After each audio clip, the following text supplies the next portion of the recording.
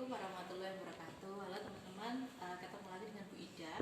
Hari ini kita akan melakukan perawatan tracheostomy atau selang atau pipa yang dipasang di area trakea.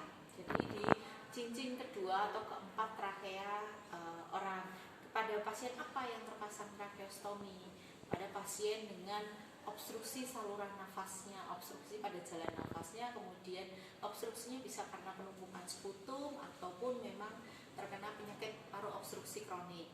Kemudian nanti akan terpasang pipa atau selang yaitu tracheostomy. Jadi harapannya udara itu langsung masuk ke situ, kemudian langsung ke paru-paru. Nah, nanti perawatannya tujuannya untuk apa? Yang pertama jelas mencegah infeksi, terutama di area sekitar stomanya atau lubang yang terpasang tracheostomy itu. Kemudian memberikan rasa nyaman pada pasien karena nanti ketika dia tidak dilakukan perawatan tracheostomy itu akan ada penumpukan sputum juga, sehingga pada saat perawatan kita juga melakukan suction atau penghisapan lendir. Kemudian ketika sudah memberikan rasa nyaman pada pasien, pastinya nanti untuk dia menghirup udara, bukan menghirup udara, tapi untuk pertukaran udaranya di area tracheostomy itu lebih efektif. Baik, kita mulai. Sebelum dimulai, saya akan perkenalkan untuk alat-alatnya. Fase pekerjaannya tetap sama, ada fase orientasi, fase kerja, kemudian terminasi. Saya mulai dengan perkenalan alat-alatnya dulu sebelum saya mulai fase kerjanya. Oke, yang pertama adalah alatnya ini. Handscoon steril, kemudian ada handscoon non steril. Jadi saat kita melakukan pembukaan balut dan suction kita pakai non steril. Kemudian nanti ada GB set. GB setnya biasanya kalau di rumah sakit isinya adalah 2 pinset anatomis, 1 pinset chirurgis, kemudian ada gunting. Kemudian kadang-kadang ada klem juga, tapi kita nggak pakai klem. Jadi kita hanya pakai gunting untuk menggunting kasa. Kemudian ada spuit tanpa needle. Jadi nanti tujuannya untuk menutup atau mengunci cuff tracheostominya atau cuffnya, cuffnya itu. Kemudian ada salep atau obat yang diberikan untuk area sekitar kulit stomanya itu. Kemudian ini adalah untuk mengoleskan salepnya itu, atau kalau nggak ada juga tidak apa-apa, pakai kasa pun nggak apa-apa. Kemudian NaCl untuk membersihkan, kemudian Lysol untuk merendam alat yang sudah kita selesai gunakan. Ini korentang, cuma nanti kita nggak pakai korentang karena di rumah sakit sekarang sudah jarang yang pakai korentang, jadi lebih menggunakan prinsip sterilitas atau mengganti handscoon. Kemudian bengkok 2, kemudian perlak pengalas, pom untuk mengisi NaCl, kemudian kasa steril, kemudian ini tali atau pita yang nanti untuk menali atau meminta, tapi bukan menali sampai kantong gitu ya, jadi area tracheostominya. Kemudian hand rub atau kita bisa cuci tangan secara langsung di air mengalir. Kemudian ada alat suction, ini yang terpenting jangan sampai lupa, ini alat suctionnya sudah ada selang suctionnya juga. Itu alat-alatnya. Saya mulai ya untuk fase orientasi dulu. Kita boleh pasien akan susah untuk atau mengalami hambatan dalam komunikasi. Nanti kita berikan saja dia pertanyaan-pertanyaan tertutup sehingga dia hanya mungkin menganggukkan kepala atau menggelengkan kepala. Assalamualaikum Bapak, selamat siang. Perkenalkan, nama saya Perawat Ida, saya perawat yang berdinas pada pagi hari ini. Bapak benar dengan Pak Joko ya? Usia 59 tahun. Bapak, sesuai dengan janji saya kemarin, saya akan melakukan perawatan tracheostomy. Jadi perawatan di area lubang atau stoma yang terpasang tracheostomy di leher Bapak, di sekitar tenggorokan Bapak atau di trakea Bapak. Nah, nanti saya akan melakukan bagaimana prosedurnya. Nanti yang pertama saya akan membuka, kemudian saya melakukan penghisapan lendir atau suction istilahnya. Kemudian baru saya lakukan pembersihan atau membersihkan area sekitar stomanya. Bagaimana, apakah Bapak sudah siap? Sudah. Ada yang ditanyakan? Tidak. Kalau tidak ada, saya izin untuk cuci tangan dulu ya. Kita cuci tangan di air mengalir. sudah cuci tangan, kemudian jangan lupa menutup sampiran atau menutup pintu kamar pasien. Kemudian kita posisikan pasien yang nyaman. Biasanya posisinya adalah supinasi atau terlentang, kemudian atau semi collar. Kita saat ini posisinya adalah terlentang.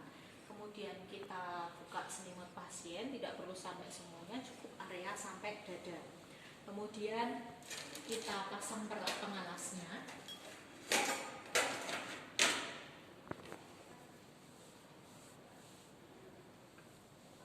Di area dada pasien atau di bawah dagu pasien. Kemudian kita siapkan dulu untuk bengkoknya. Yang satu boleh didekatkan, yang satu yang agak jauh boleh kita isi dengan Lysol.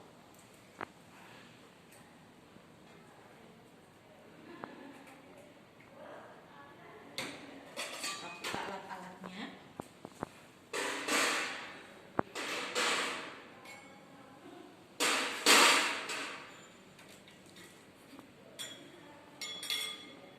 Dan kita isi NaCl.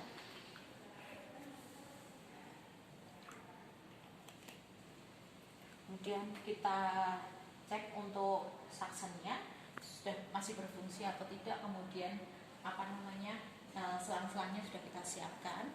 Kemudian kita buka cuffnya dulu atau ini penguncinya. Cuffnya itu ada jadi seperti ini. Ini cuffnya. Kemudian dia terkunci karena melembung kayak gini. Nah, kita buka pelembungannya ini ya. Jadi pakainya apa? Ini spuitnya jangan diisi udara, spuit seperti ini. Kemudian kita tutupkan di cuff. Kemudian kita tarik cuffnya. Nah, dia kan kempes. Nah, seperti ini. Ini sudah membuka kuncinya atau boleh kita ambil ini spuitnya atau seperti ini saja nggak apa-apa. Letakkan di sini. Biar nggak lupa nanti. Karena nanti kita ada mengunci lagi. Biasanya kalau diambil sering lupa. Nggak dikunci. Nah, seperti ini. Kalau ini sudah, baru kita pakai handscoon non steril. Kita pakai dulu. Sebelumnya kita sudah siapkan ini untuk suction. Nah, ini NaCl untuk suction boleh kita letakkan di yang satu, boleh kita letakkan di sini. Jadi biar memudahkan kita untuk melakukan suction. Kan nanti ada yang dibilas dengan NaCl. Kita pakai handscoon-nya non steril dulu. Pegang area dalam seperti nanti pada saat perawatan ISD pun sama, ganti juga. Nah, baru kalau kita sudah pakai yang kita pakai handscoon, boleh kita pegang area luar handscoon-nya. Seperti ini. Kemudian kita ambil satu pinset. Kita buang kasa yang ada di atas ke bengkok yang tidak berisi Lysol. Nah, kemudian baru kita suction. Ini kita on-kan satu. Kita biasanya kan kalau suction ada tekanannya. Kita menginginkan tekanan berapa, itu kita putar dulu. Kemudian baru kita boleh ini. Jadi pita yang berada di sekitar daerah tracheostominya ini boleh kita buka dulu, tapi nggak usah ditarik, kita lepas aja. Atau boleh bukanya nanti juga boleh setelah suction. Yang penting cuffnya kita buka dulu. Ini kasa ini nggak usah kamu buka dulu, biarin aja. Karena nanti kalau misalnya ada yang kotor, sputum yang area sekitar, nanti nggak kotor leher-leher sekitar pasien. Nah, kita pegang ini. Oh, ini kan steril. Kita pakai si pinsetnya. Kita nyalakan pakai tangan kita yang on.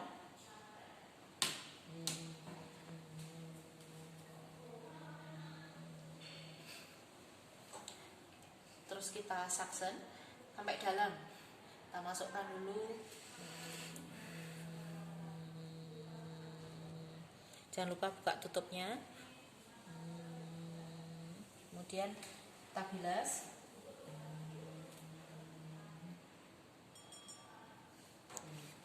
Sampai berapa lama? Sampai area sekitar suction sudah tidak ada sputumnya lagi. Pada saat kita suction sudah tidak ada sputum yang keluar. Ini sudah tidak ada sputum yang keluar, kita hentikan suctionnya, kita matikan.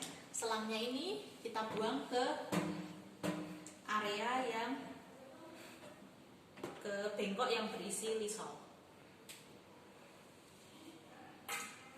Kemudian ini pinsetnya ini boleh kamu untuk membuka ini karena nanti kita akan buang di bengkok yang ada lisolnya. Jadi nanti yang kita gunakan adalah pinset yang benar-benar masih steril atau bersih. Ini kita buang di bengkoknya yang berisi cairan lisol. Nah, kemudian kita ganti handscoon kita dengan handscoon steril. Caranya buka satu, kemudian pegang area dalam yang satunya. Jadi kita nggak memegang area luar handscoon. Kemudian kita buang. Kemudian kita cuci tangan pakai hand rub sebelum kita ganti dengan handphone steril. Oke, nanti kan kita ada mengoleskan salep atau obat ke area stomanya atau lubang tracheostominya. Ini kan non steril atau on. Nah, padahal nanti kita pakai handscoon steril, kita nggak pakai koretan juga. Jadi caranya kita sebelum pakai handscoon kita ambil si salepnya, kemudian kita letakkan di kasa steril, tapi jangan sampai menyentuh kasanya. Letakkan aja seperti ini.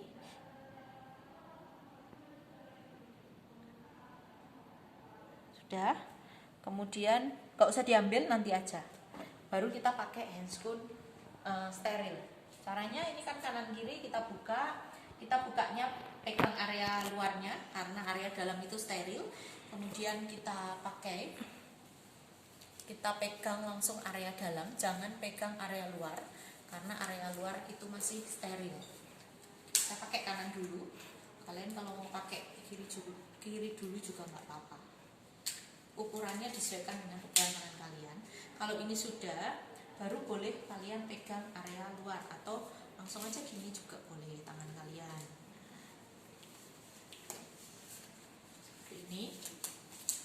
Baru kita betulkan. Ini tangan kita steril. Kalau mau buang ini bungkus kasanya, ini kan yang dalam steril. Kita pegang area dalamnya. Kemudian kita buang. Nah, kemudian kita ambil si kasa yang tadi ada salepnya. Nanti baru kita oleskan pakai cotton bud atau lidi kapas yang steril. Kemudian nanti kan ada kita membalut area di sekitar lubang tracheostominya itu dengan bentuk kupu-kupu atau kita lubangi dulu.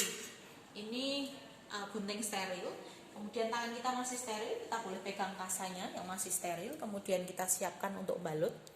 Kita taruh aja di ini bak instrumen. Ini seperti ini. Jadi dibelah jadi dua tapi nggak sampai putus. Digantung aja gitu. Dan kita siapkan dua atau sekiranya cukup untuk membalut area sekitar. Kita nggak pakai plester ya. Nah, kemudian ini sudah, baru kita taruh lagi, kita mulai untuk melakukan perawatan tracheostomi.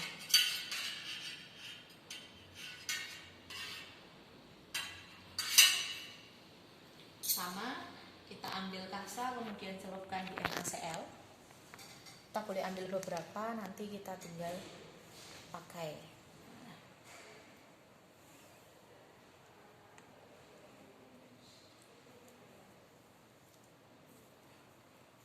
Kemudian kalau basahin dengan NaCl, kemudian kita bersihkan area sekitar stomanya. Yang satu, ini boleh kita sambil buat narik si tracheostominya, nanti kita masukkan lagi. Oh ya, saya lihatinnya. Jadi ini kalau sudah cuffnya kita buka, ini bisa agak kita naikkan sedikit. Nah, jadi kita melingkar satu kali, gak usah kosok. Kemudian area sisi sebelah kasanya boleh kita pergunakan.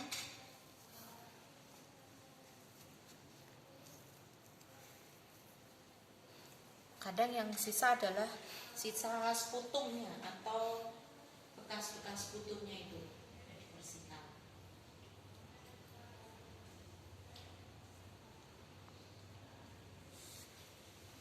kemudian kita bersihkan area tracheostominya. Jangan sampai ada cairan yang masuk di lubang ini karena ini langsung ke paru-paru. Paru-paru kita jangan sampai kemasukan air. Nah, itu kita bersihkan. Kalau sudah dibersihkan, kita keringkan.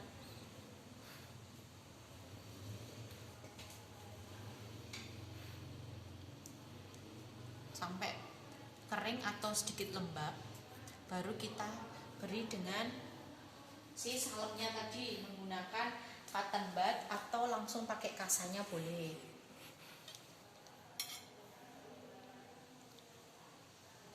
Kita ambil cotton bud satu, cotton bud atau lidi kapasnya yang steril atau biasanya bersih. Biasanya kalau di rumah sakit kadang pakai lidi kapas itu. Kemudian kalau tangan kita masih steril, yakin masih steril, boleh kalian pakai tangan. Jadi dioleskan pakai tangan area sekitarnya. Nggak perlu banyak-banyak, tipis-tipis aja. Kalau kebanyakan nanti malah kayak nanti untuk proses penyembuhannya jaringan parutnya berlebihan.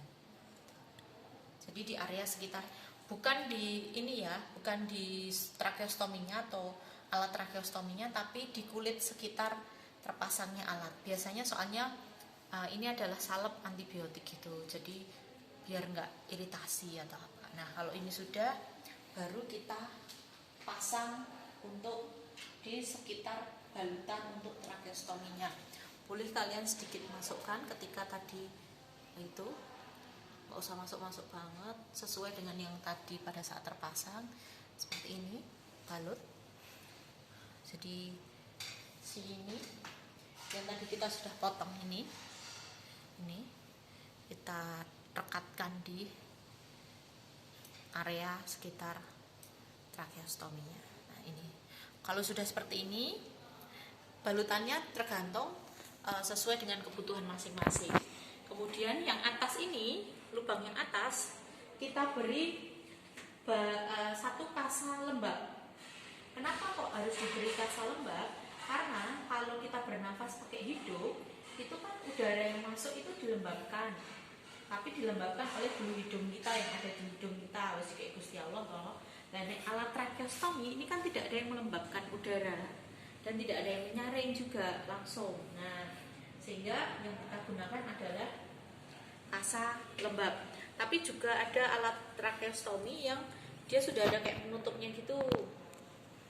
Kalau ini kan nggak ada penutupnya, jadi kita tutup pakai kasa.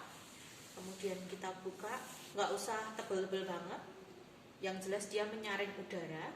Kemudian lembab, ingat lembab ya, bukan basah kopoh-kopoh. Kalau basah kopoh-kopoh takutnya adalah netes ke dalam. Nah seperti ini, boleh kamu buka lagi.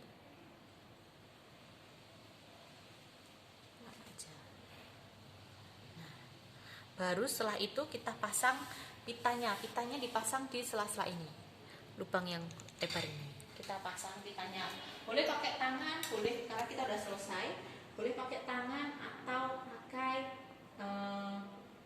pinset yang memudahkan kalian. Jadi masukkan nih, maaf, seperti ini. Kemudian ambil pakai pinsetmu satu, tahan aja. Kemudian kamu tali. Ini saya pakai pinset, kalau mau pakai tangan boleh, tapi hati-hati jangan sampai kena pasien. Kemudian satunya adalah ini dimasukkan. Nah, hal yang sama dilakukan di yang sebelahnya. Oke, kita sudah pasang ini, berarti kita sudah selesai, tapi jangan sampai lupa untuk mengunci cuff-nya. Nih, makanya itulah kenapa kalau saya letakkan di atas perlak pengalas biar nggak lupa. Tapi kalau kalian boleh, misalnya kamu lepas kemudian nanti, tapi jangan sampai lupa. Kalau ini sudah selesai, boleh kita letakkan di bengkok. Kemudian kita tutup cuff-nya. Biasanya sekitar 6 udara. Ini udara ya isinya, bukan air. 6 sampai 7 cc udara. Nah ini sudah melembung, berarti ini sudah mengunci. Ini mau dipencet-pencet nggak bisa, karena yang bisa untuk buka adalah ini seketnya. Oke, baru kita bereskan. Bapak ini sudah selesai. Cuff-nya boleh kamu pergunakan lagi, khusus untuk cuff-nya ini boleh dipakai lagi. Bapak ini sudah selesai, saya bereskan deh.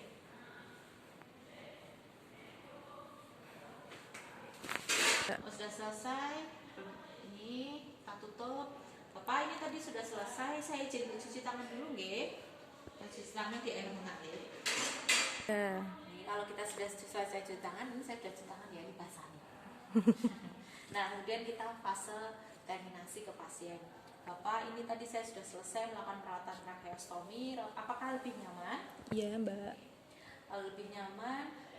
Nanti 2 jam lagi saya kesini Pak untuk ngecek apa? Untuk melakukan pengkajian untuk pernafasan Bapak. Apakah Bapak sesak nafas atau tidak? Kemudian saya juga nanti akan memberikan obat. Nah, Bapak, sebelum saya kembali ke ruangan, Bapak ada yang ingin tanyakan? Tidak, Mbak. Kalau tidak ada, saya izin kembali ke ruangan. Bapak bisa panggil saya di ruangan dengan cara pencet bel yang ada di sebelah kanan Bapak. Kalau Bapak butuh sesuatu atau butuh yang ada yang ingin tanyakan. Terima kasih Bapak, semoga lekas sembuh. Assalamualaikum. Jangan lupa senyum ya.